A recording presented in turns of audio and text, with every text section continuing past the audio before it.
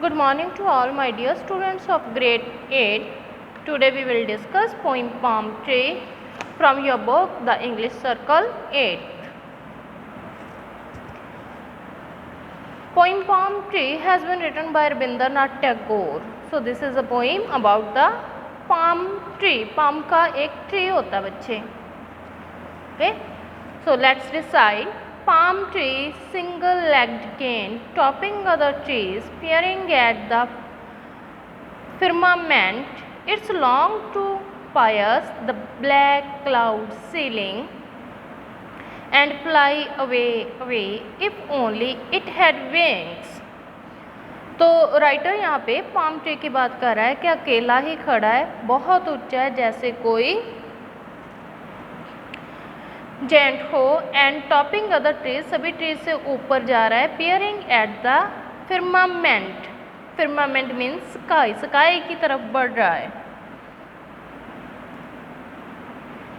It longs to pierce the black cloud ceiling, pierce means काट देना, black cloud जो काले काले बादल है उनकी छत को ये काटना चाहता है, मतलब इतना लंबा है कि बादलों को क्रॉस करना चाहता है. And fly away away if only it had wings, और दूर से दूर उड़ के चला जाता अगर इसके पास पंख होते.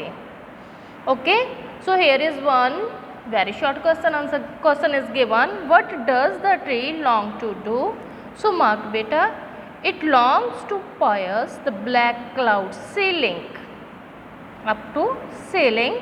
बच्चे remember, very short question answers will be there in your written exam also, so learn this from your book. Let's recite next.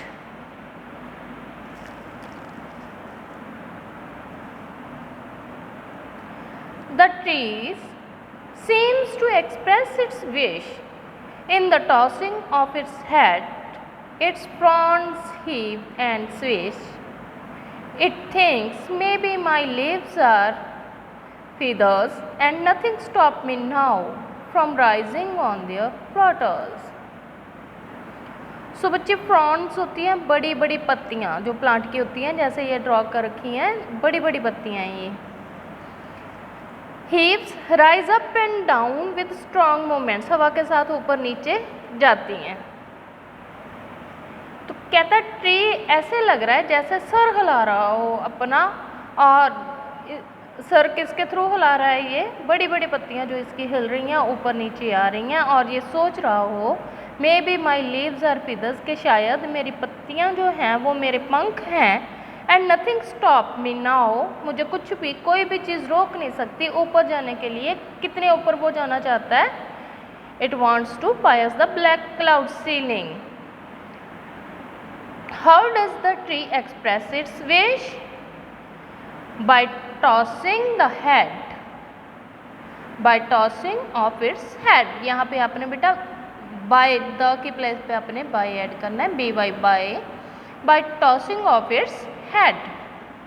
And next stanza, all day the fronds, the wind blown tree, soar and flap and shudder, as though it thinks it can fly, as though it wanders in the skies, traveling who knows where, wheeling past the stars. पूरा दिन इसकी फ्रॉन्ड्स जो बड़ी बड़ी पत्तियां हैं हवा के साथ हिलती रहती हैं, फ्लैप करती आवाज़ आती है, शडर होती है हवा के साथ साथ, और ऐसा लगता है कि ये सोच रही हैं कि ये उड़ सकती हैं और ये हवा में आसमान में घूम सकती हैं. Travels who knows where wheeling past the stars, और ये स्टार्स के भी दूसरी साइड पे जा सकती हैं, स्टार्स को भी क्रॉस कर सकती हैं, व्हीलिंग पास द स्टार्स.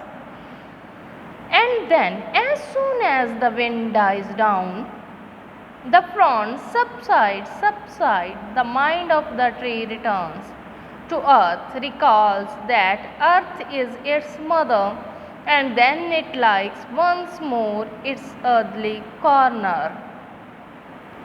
जैसे ही हवा बंद हो जाती है, and then as soon as the wind dies down, जैसे ही हवा बंद हो जाती है, the fronds subside, fronds subside means शांत हो जाती है, पत्तियाँ रुकनी स्टार्ट हो जाती हैं।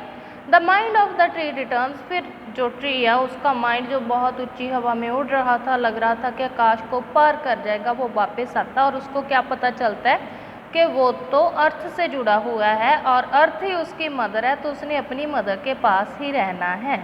It's earthly corner. When do the fronds subside? When the wind dies down. Underline these three words. When the wind dies down. Write down when with W capital. When the wind dies down. So this is your assignment from the chapter palm tree, and there are 3 very short question answers. Learn these also.